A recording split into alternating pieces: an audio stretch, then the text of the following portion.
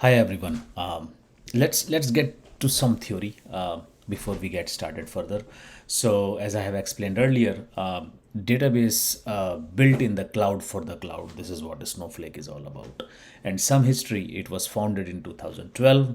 As of today, 250 petabyte of data is under management, and Snowflake started running on AWS Cloud in 2014, on Azure 2018, and on Google Cloud Platform in 2020.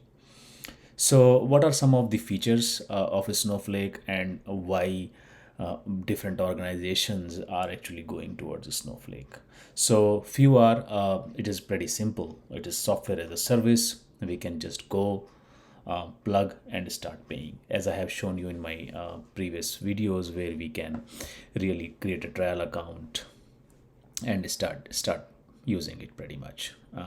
It is scalable, as it is on the cloud, so data and compute resources can be scaled up and down based on the users, number of users, and the complicated load it has.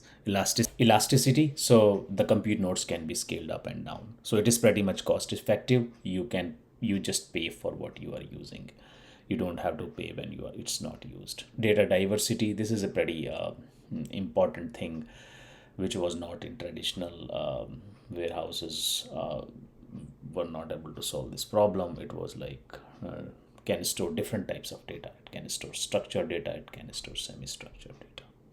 So let's move on.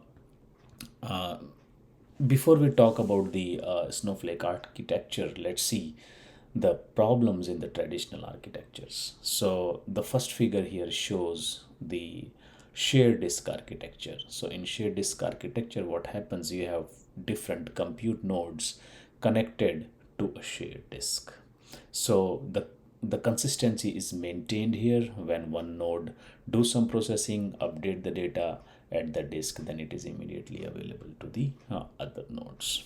But when the load increases, multiple nodes are added here, and the shared disk becomes a limitation here, as well as the network which is connecting to the shared disk becomes a bottleneck.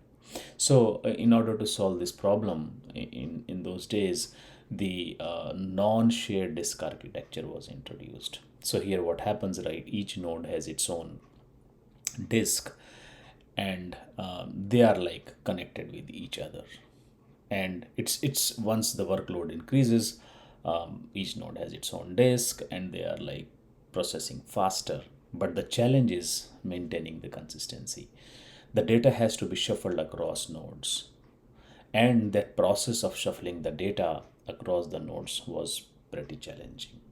So Snowflake saw these two challenges in both the architectures, and then came up with a unique architecture which is called like a hybrid of shared disk and non-shared disk architectures. If you have seen, like, Snowflake is claiming like we have a unique architecture which is a hybrid of shared and non-shared. That's why it is. This is the reason, and this is the problem they were trying to solve. I hope it gave you a good idea why Snowflake architecture is called the hybrid shared disk and non-shared disk architecture. I will see you soon.